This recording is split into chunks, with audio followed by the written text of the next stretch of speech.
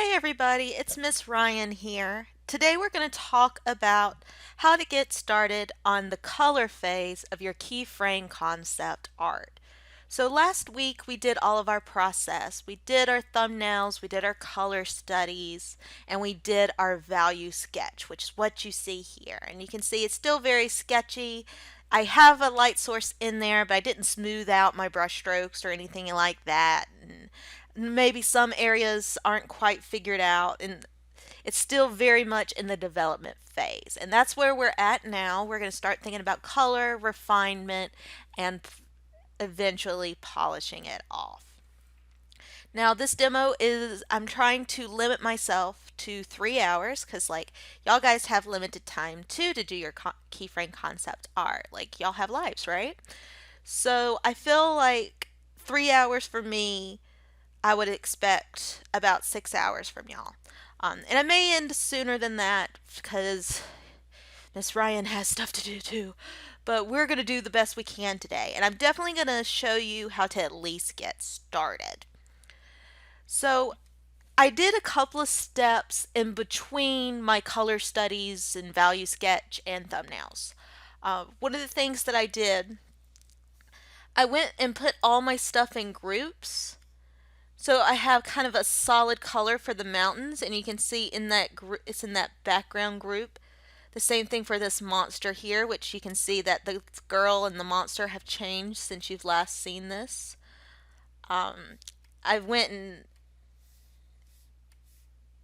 and separated everything else. So I have a background folder, a middle ground folder, and a foreground folder. And in between one of those, there's this layer that has just solid color, no shading. You can see I have my shading on a separate layer. This is going to come into play later. I also made what we call a mood board. And what a mood board is, it has a whole bunch of reference images, images that just capture the feeling of what you're going for, and color references as well. So you can see here I got some figure references that I'll draw more directly from to make sure I'm getting poses and anatomy right.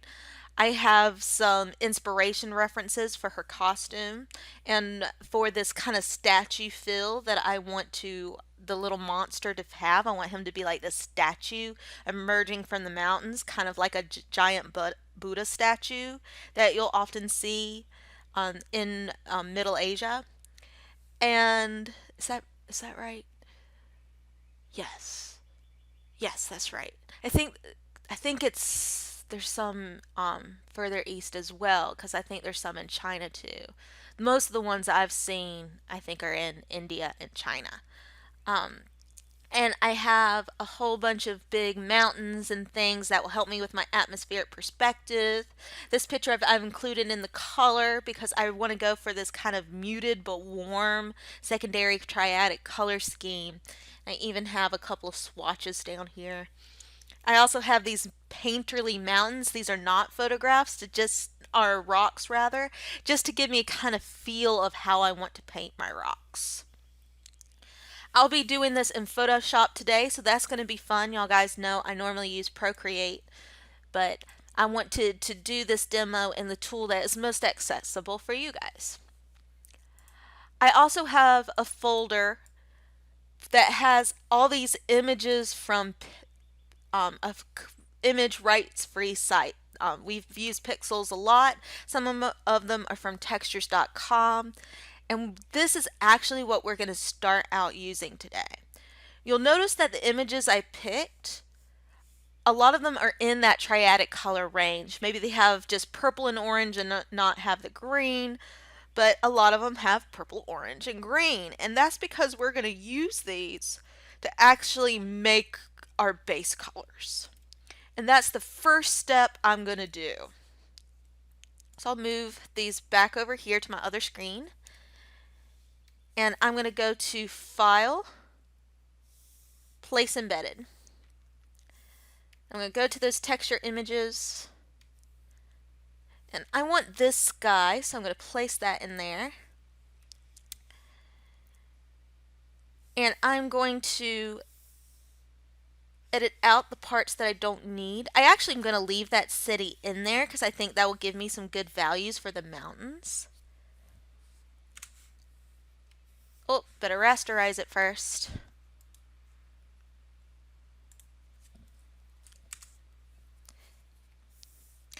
And I'm going to distort and warp these willingly. I'm not going to worry so much about my resolution because at the end I'm actually going to blur these. I'm going to stretch this out. Not even worried about it. I love these streaks. That's going to be interesting.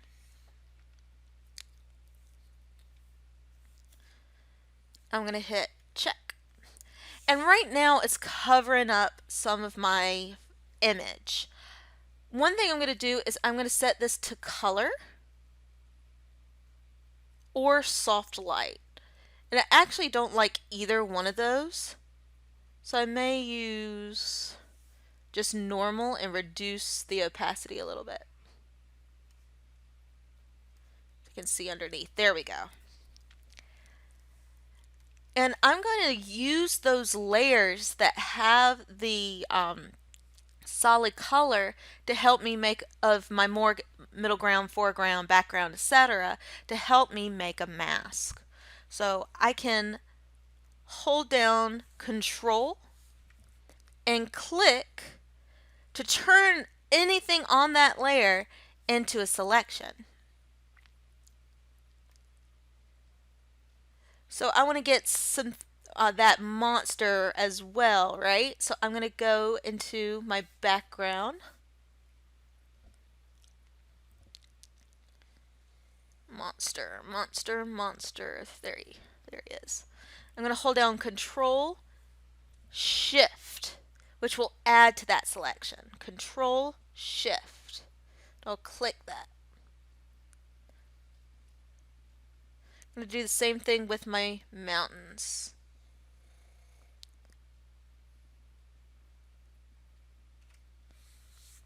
Even though I kind of like some of the mountains, I may add some of that color back in a little bit.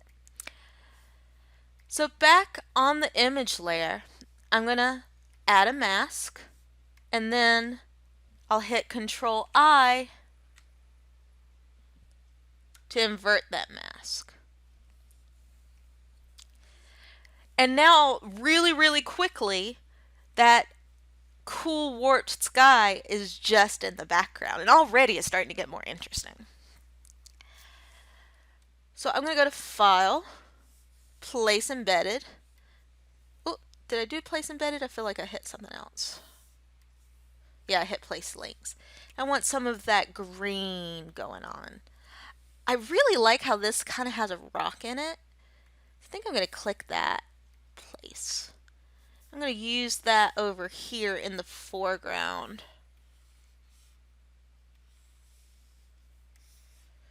Make sure it's at the top there. And since this is my sky, that image before is my sky, I want to make sure that that image is in my background group and that the one I just add is in my extreme foreground group. I want to keep everything as organized as possible.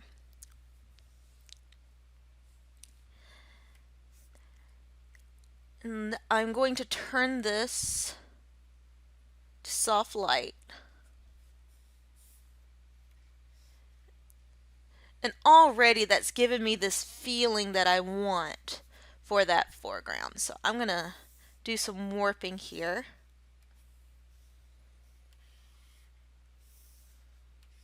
Kind of warp it how into place.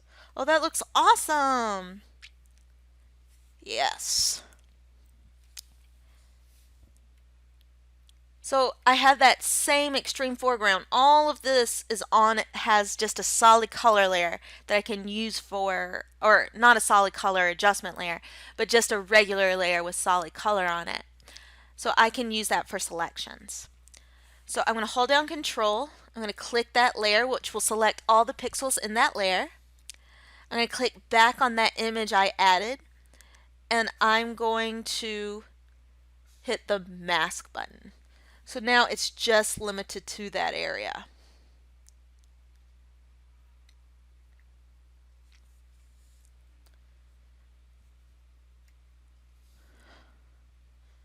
So let's get our middle ground going here.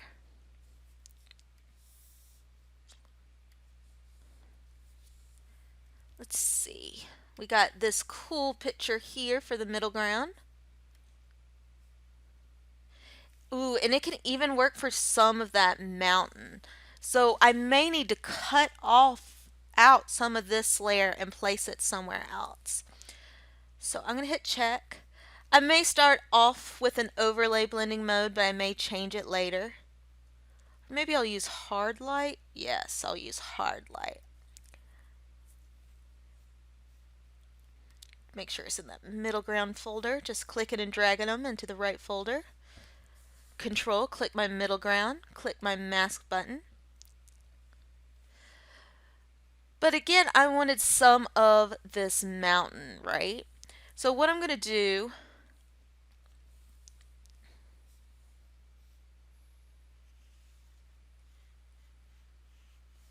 I'm going to go in and select that mountain.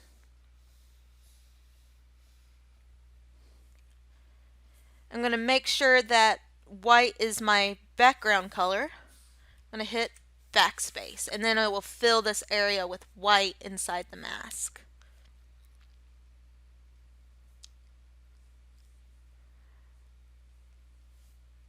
And I'm going to left click that mask. No, not that.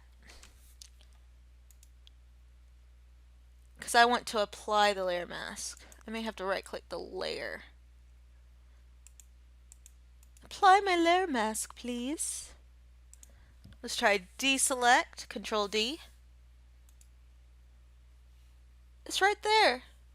It's grayed out though. Let's try rasterizing the layer, because it's still a smart object right now. Please rasterize my layer. Rasterize my layer, please.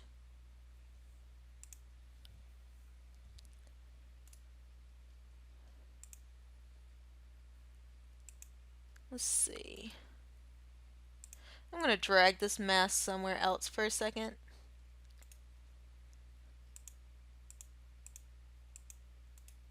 There we go. Drag that mask back. Okay, now it's rasterized. So now I should be able to right click and apply the layer mask. There we go. I'll have to select my little mountain friend again, but I don't have to be precise this time. And I'm going to hit Control X and pull him out of that, and I'm going to go place him back in my background color.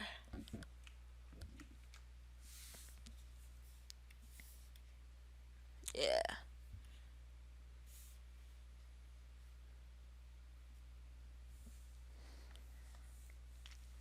And last but not least, I'm not going to worry for my clouds for now. I know they're going to be kind of white with some of the colors of the sky. So I'm just going to go place embedded what I want from my mountains, and I think this is what I planned. This one would work good too. I'm actually going to use that one.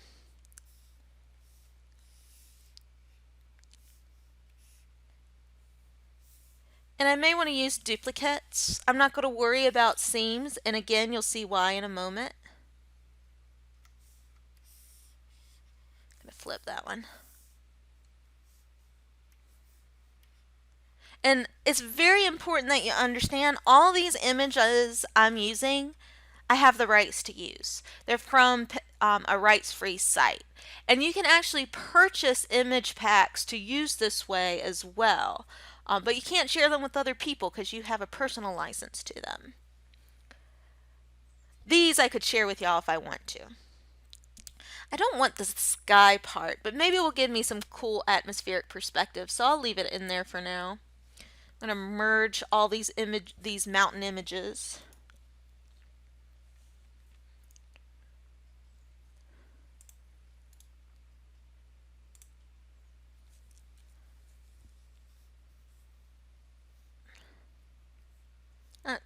rather than do soft light, I'm just going to turn the opacity down a little bit.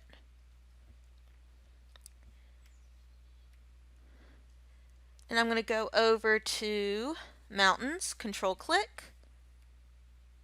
Then I'll click back on that image of a whole bunch of mountains that I put in, that I merged, and add a layer mask. Oh, it didn't get my selection there. That's okay. I'm actually just going to click undo. Control Z.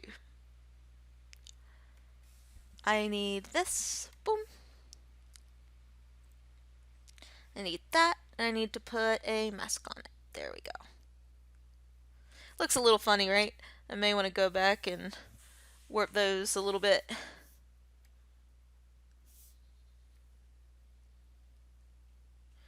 Nah, it's fine. Don't want to deal with that.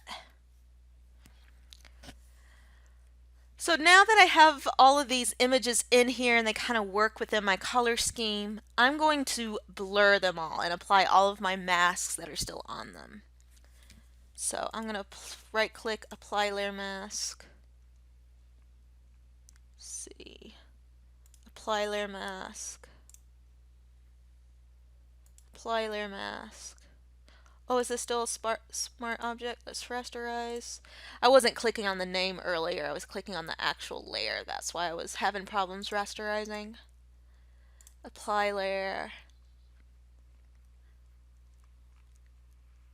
I forget my own name sometimes. And I'm going to start blurring things. Now that may mess up some of my selections, and you may want to just add the pictures that you want in one group and then do your selections afterwards. And so I'm actually going to kind of retroactively do that, because I can always separate them out again really easily because I have those layers with solid color. So I was trying to see if I could skip that step and just go ahead and do it as I go, but I want to kind of blur them the same way. So I'm kind of changed my mind now. Didn't kind of, definitely changed my mind. And you can do that. You may change your process in the middle of a piece, and that's totally fine. That's all part of the process. Did I miss any? Those guys. Okay. And I'll put, I'm going to merge all of these color guys.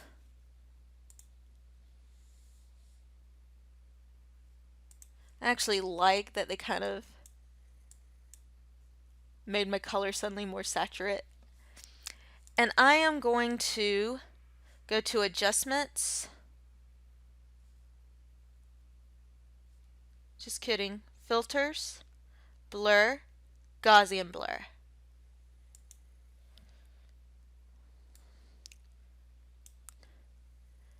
And I'm going to blur the heck out of that thing. I could blur it this much. That actually kind of looks cool. It looks like I forgot a little mountain, so I'm actually going to hit cancel and go grab that mountain, a little mountain friend.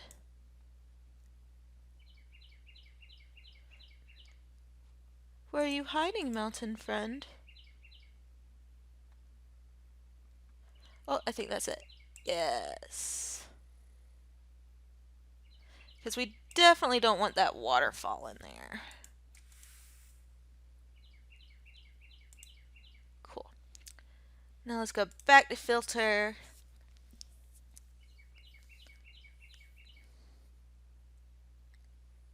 Blur. Gaussian blur. I'm not going to blur it that much, but you could. That's not, I don't know if that's enough for me. Let's see with just a little bit of blur. See, I'm not digging this little purple thing down here, and I can just paint that out. So I'm just trying to imagine it's not there. But I want a little bit of these undulations, because they're really going to help me with painting rolling hills. Rolling hills are a lot harder than they think you think they are. And I think what I can do, this purple can be this color of this fabric, but I know I want the actual body to be a stone texture. So maybe he's covered in fabric or she's covered in fabric, but she's still a statue. Or maybe this is like paint peeling off of a statue. But I'm going to click OK. So this is well in my color scheme. We can look back at my mood board and see that it's my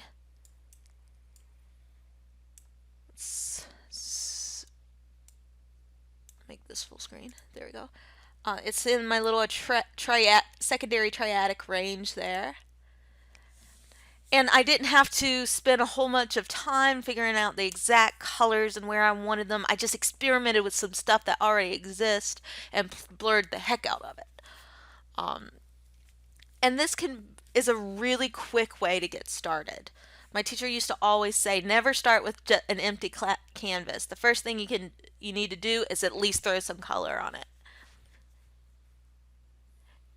And I'm going to separate out my background now. So I'm going to control click that solid color layer in my extreme foreground.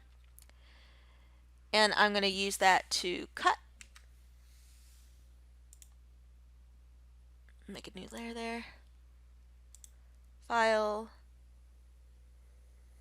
Edit. Paste special. Paste in place. I could also do Shift Control V. So let's go to my middle ground.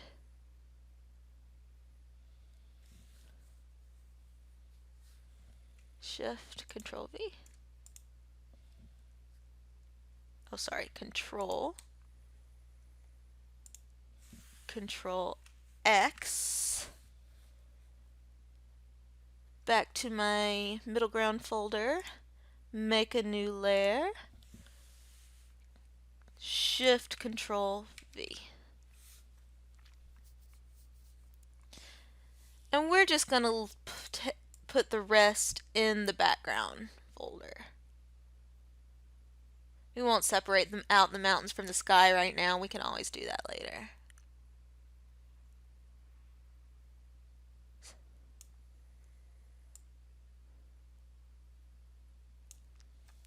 Alright.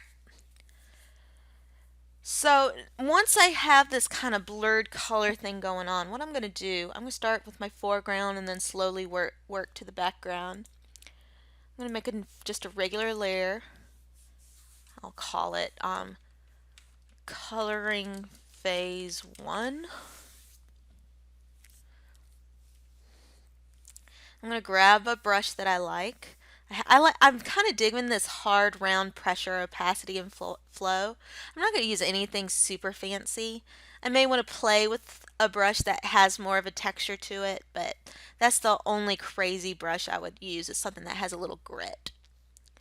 I'm not going to really turn smoothing on. I'm painting. I don't really need it. I really only want smoothing when I have fancy line work. I'm going to increase my flow though. Flow is just like how fast the ink comes out if it were an ink pen. It's kind of like opacity, but not quite.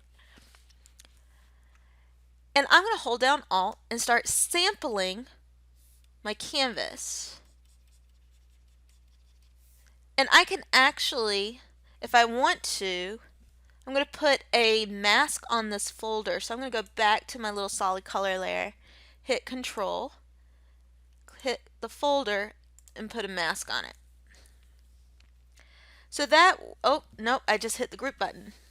I'm going to put a mask on it. And so now all the layers that are in that folder will only show up where that mask is white. It's masking out all these layers without me having to put a mask on those layers, which makes painting 10 times easier and faster. So these little steps that you do really do speed up the process and make your life 10 times easier, even if it means you're spending more time in the setup department.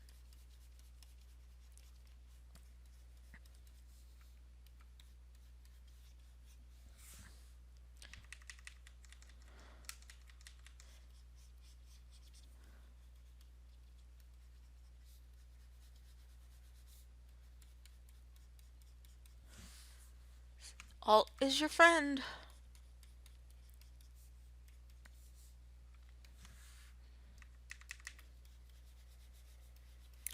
I've spent so much time painting grassy hills this week. By the way, it's really hard. I've just been having a time. So as I work on this, I'm kind of making it fit my objects in my sketch while also fitting my light source, which my light source is coming from this direction. So kind of down the center of the scene. So things where it hits the light this way, that this side will be lit, and on this side of the page, this side will be lit, since it's coming diagonally down the middle.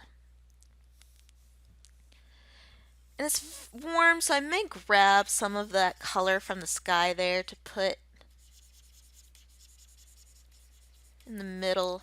I have this kind of path there anyway, so that makes sense.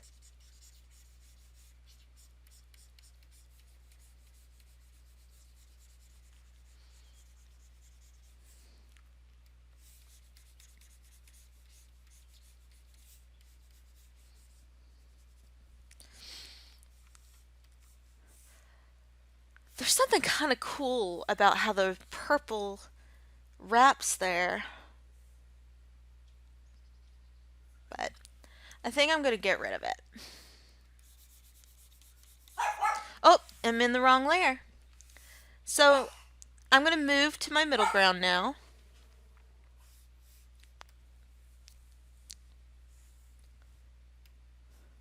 I'll make another just regular layer. I'm going to call it color phase 1. I'll have a color phase 1 layer in each little group.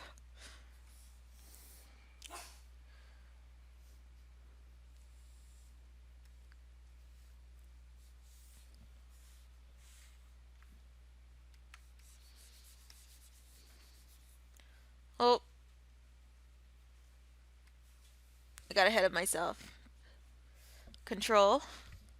Well, let's hit undo and remove that mask first. Or I'll just control click it and delete it. There we go. Control D.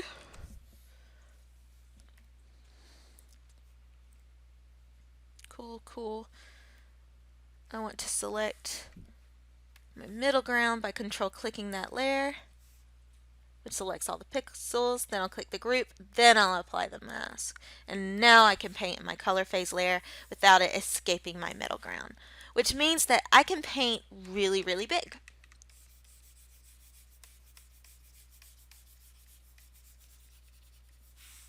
I don't want to lose all those different values and undulations from the photo though, because again, that can inform my drawing.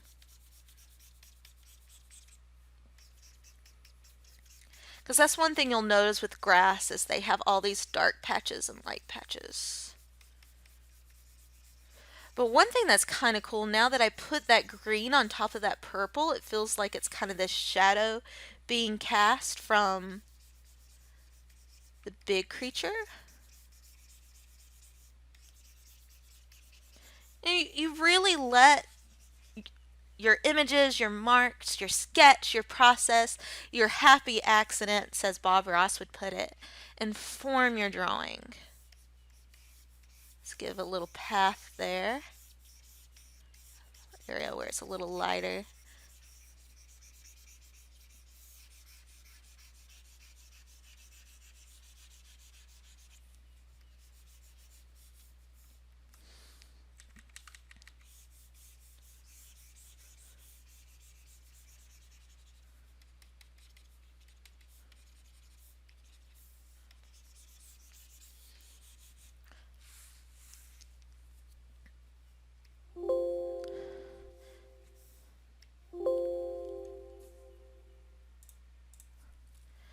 And I'm going to handle the character completely differently.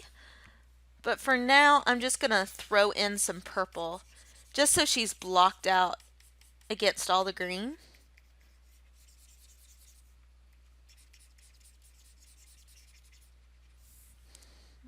I actually might use those colors. I kind of like that. And just because those colors don't lie on the area you're painting, it doesn't mean you can't sample from other locations. I really like this kind of reflection going on. I'm going to leave some of that in there, but I need a darker gray. There we go. Because this part is being blocked from the light, right? And every time you see that eyedropper, I'm hitting Alt and sampling.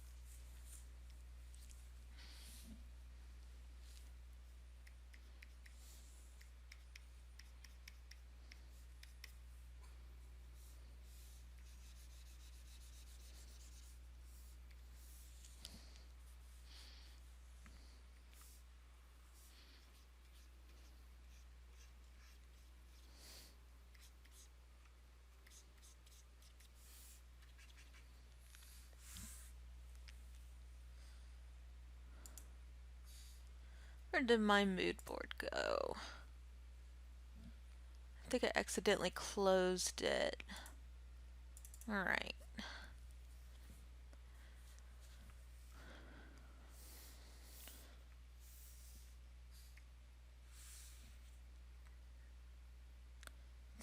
Did I have one more?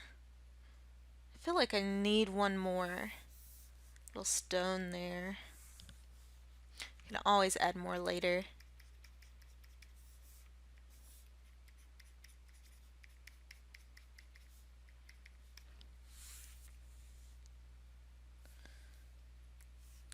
Let's go hang out in background land.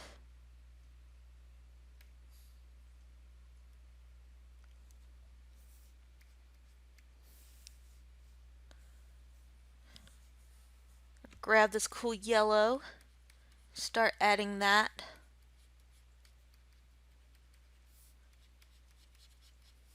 As my light source for where it's hitting the statue.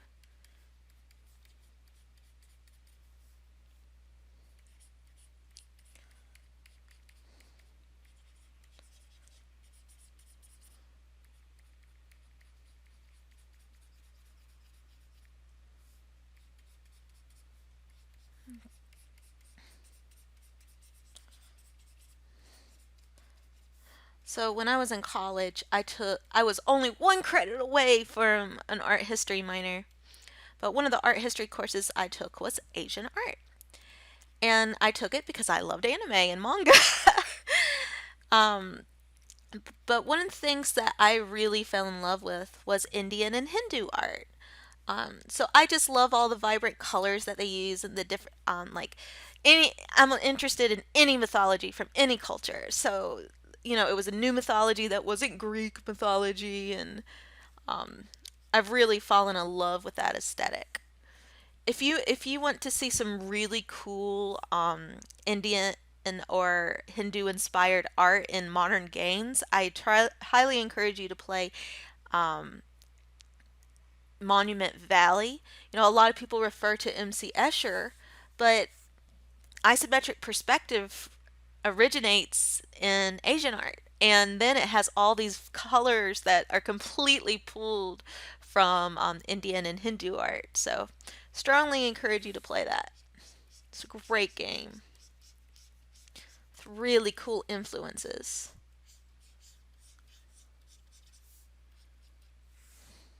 I love how this gray purple has happened. That really brings a lot of life to the statue. That's a lot more interesting than just regular gray.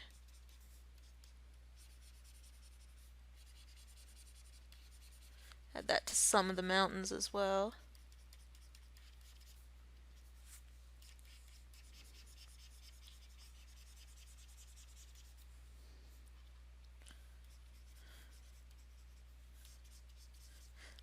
I like how this color, this kind of burgundy purple, is at the base of the mountains.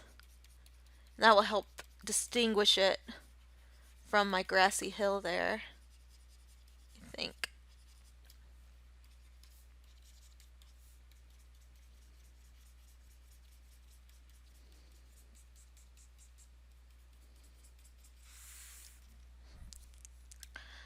So once I have some colors blocked in, I have one more step that I can do before I'm like really hyper focusing into like sharp, heavy details. I'm like constantly zooming in and out. I'm putting crisp lines and opaque paint, etc. Getting that character in there, which is like all going to be. I'll basically completely recolor the character.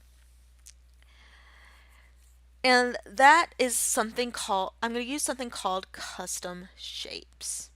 So I'm actually going to start out with the middle ground here. And I'm going to show you how to make your own custom shape, but you can also download them from rights-free sites. I have some that I have available to me through a Skillshare class um, that I would share with you guys, but again, you have to have permission to share them, and I don't have permission to share them. So I'm going to show you how to make your own first. I'm going to place embedded, and I have this cool rock texture here. Place that in there. Make sure. And I'm actually going to drag it out of all the groups to make it a custom shape. And I'm going to go up to select color range. I'm going to hit the white part. It's going to give me something that looks like this. So I want some more detail, so I'll increase the fuzziness. Oh, it's picking up my other layers. So then what I'm actually going to do, I'm going to delete that. And I'm going to open it by itself so I can just work with it by itself. Select. And I may pump up the contrast so this is going to work a little better because I want to pick one color.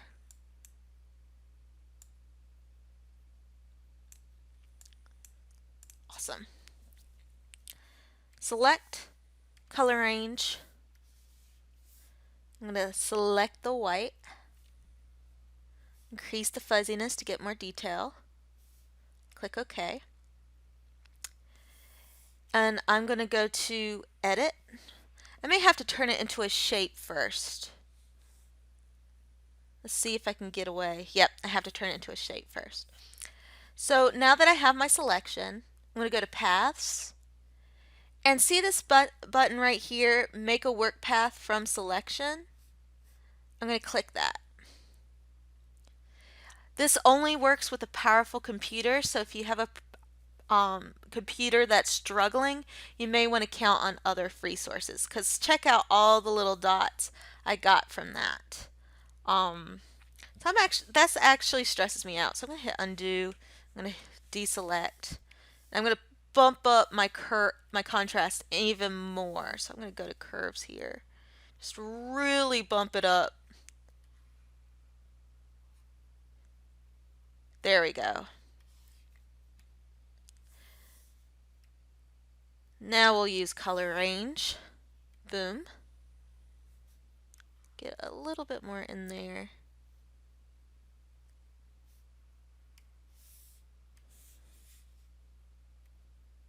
No. No. Okay, I think that's all we're going to get. And let's try converting that to a path. I think that will be much simpler.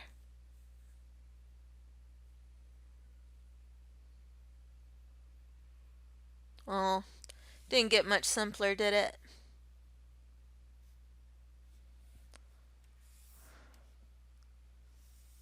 Cancel. I'm going to try one more time. select color range. Let's go to highlights.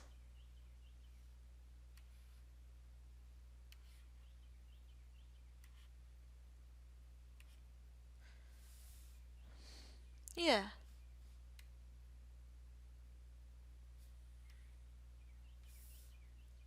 Okay.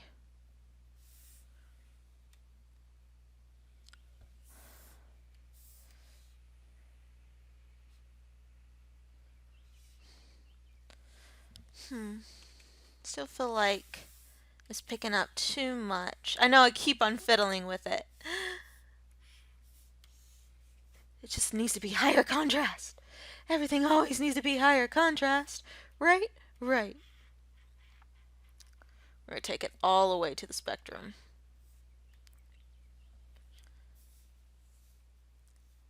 Okay. We're going with this one no matter what.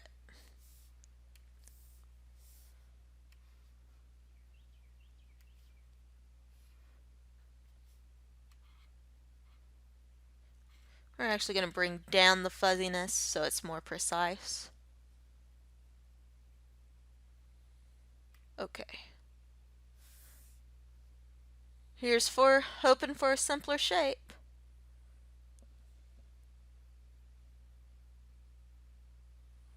Oh, I don't think we got one, guys.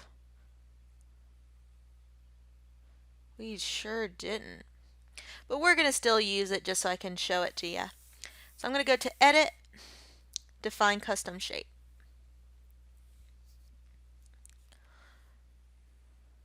And we're going to close that so my computer doesn't crash.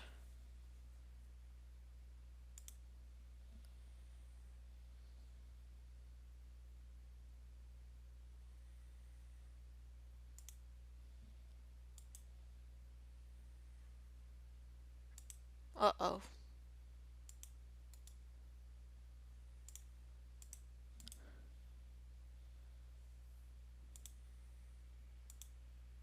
That's not good.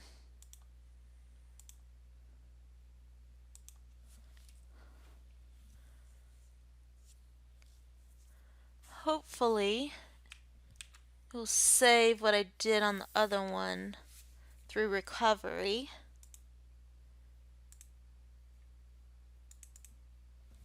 But it looks like we're going to have to Control-Alt-Delete this.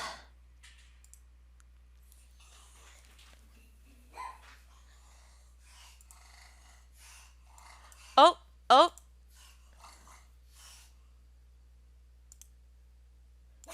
We did it. We're okay. Everything's okay, everyone.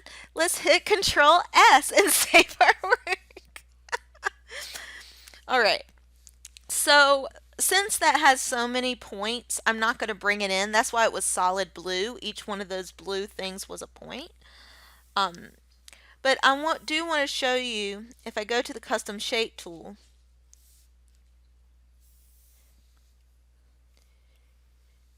you can see that that shape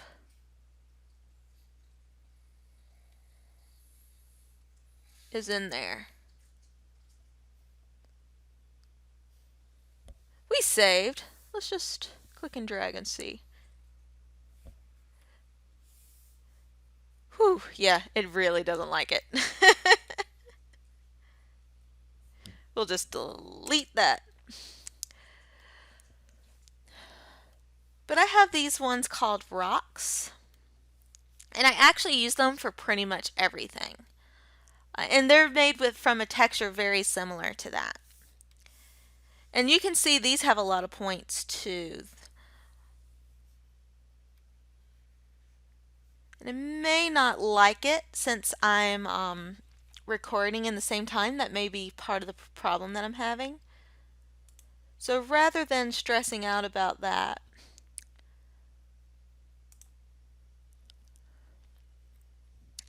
I'm just going to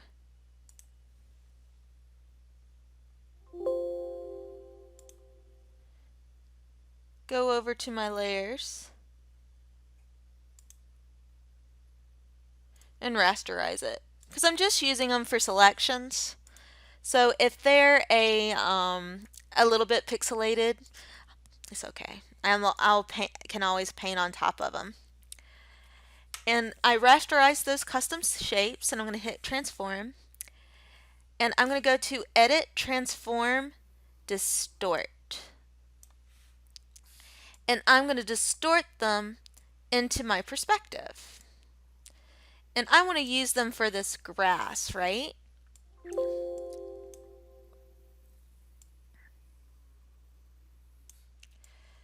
So I need to warp them too. So I'll go to edit, transform, warp. Start warping it into place there. And you can see I have a perspective grid in the background. I just Googled 2-point perspective grid.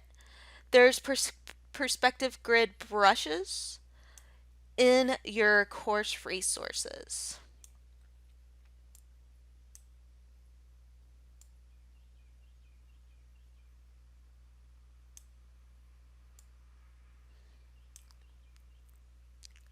Hit check. And then I'm going to hit Control and select all of the pixels on that layer and make a new layer. Light for shapes.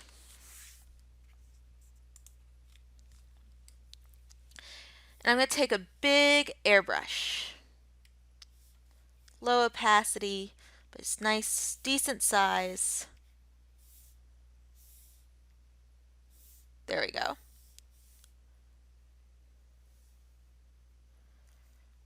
And again, I want it to be that nice yellow color. I'm going to turn off what I used for my selection, and I'm just going to very lightly paint in there. I think I painted a little bit too opaque. Let's turn the opacity way down.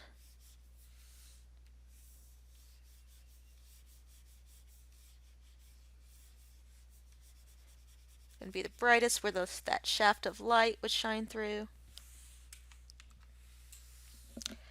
And you can see it gives me this really realistic texture. And since I was able to use that selection, it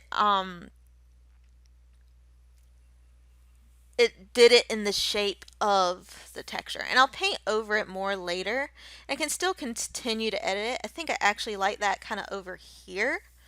So I'm going to Control select it again and tone down my colors so it fits if it was going over there.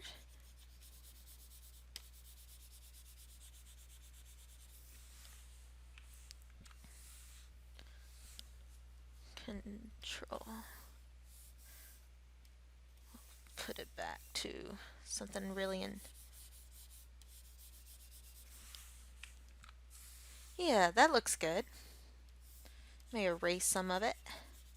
Yeah. Where did this window pop up? Go away, Discover. Look at that. That looks so grassy and cool. Let's use another one, maybe on this mountain side here.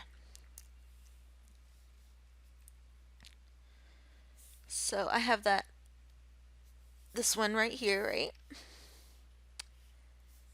I'm going to hit Control T and get it in there. And right now it's existing in my midground, so I need to make sure that I drag it to the background folder when I'm ready. So let's go to Distort. And there's quick keys for Distort as well, but I always forget them. It's one of those like 3+ keys.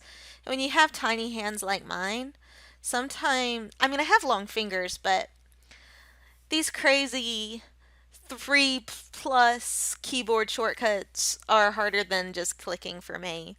But if if your hand engulfs the keyboard, it may be easier to use keyboard shortcuts. Because, that's definitely important. Knowing Control Z saves lives. But for my transforms, I just go ahead and go to the drop down menu. So I'll make another new layer here.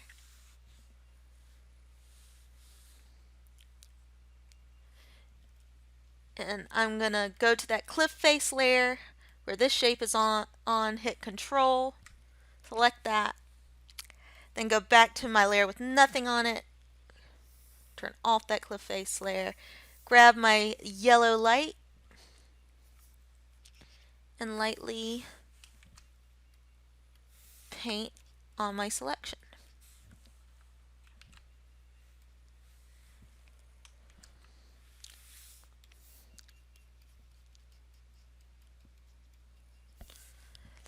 And one cool thing, if I want to use that exact same texture somewhere else with the exact same colors, I can grab my clone brush, sample that area, and then clone it somewhere else. Hold down Alt to sample.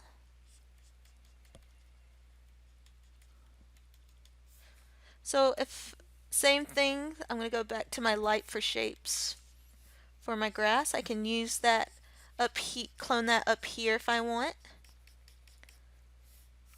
But you can see you have to be careful.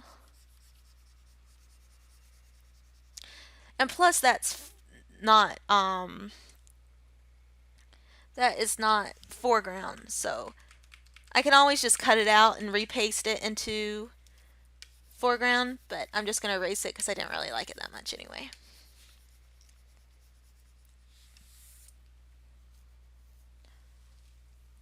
Another thing you can do to kind of help you with getting your textures and your coloring and really getting that hyper realistic look is using texture overlays.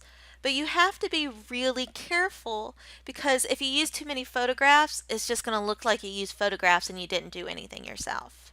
And it's just not going to look good.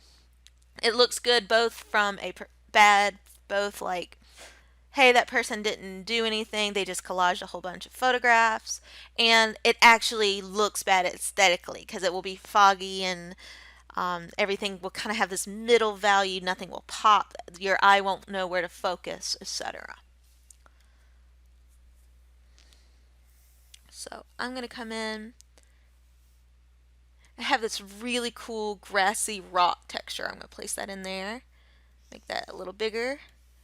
I'm going to use that on my on I think this pillar here.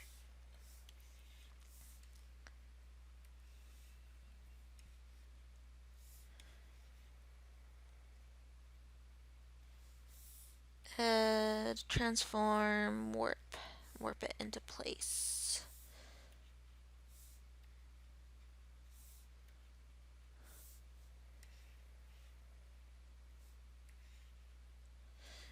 Check. I'm going to set it to soft light.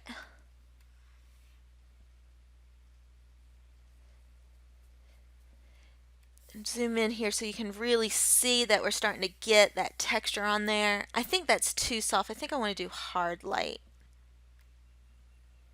Yeah, much better. That's a little stronger.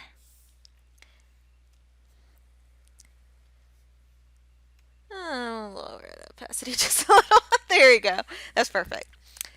And again, I can use that selection from my middle ground.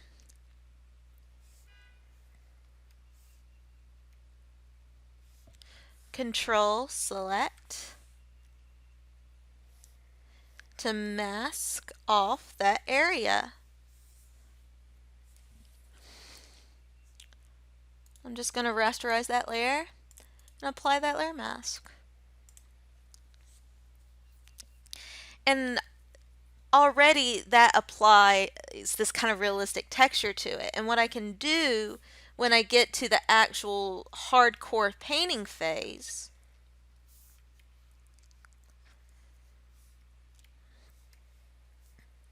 is zoom in here. I'm going to pick my kind of shiny yellow color for my light source. I want something with hard edges. Maybe even something a little grainy.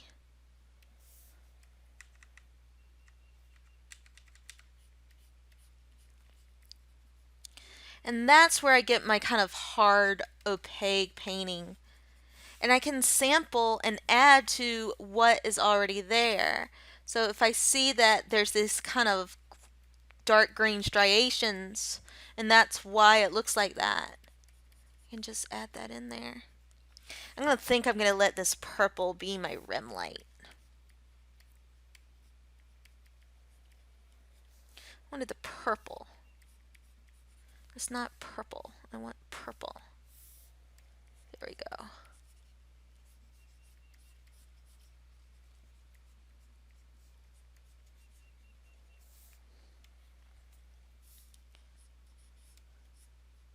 And that kind of helps define my edges from that perspective.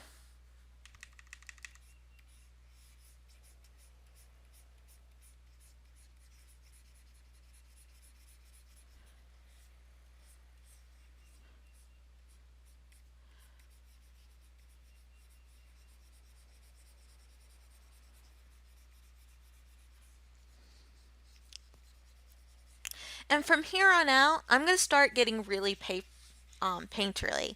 I tend to use a lot of selections. I'm going to try not to use as many to kind of just stick to mark making, just for the sake of practice. Oh, there you go. Love that grain. A little bit of noise goes a long ways.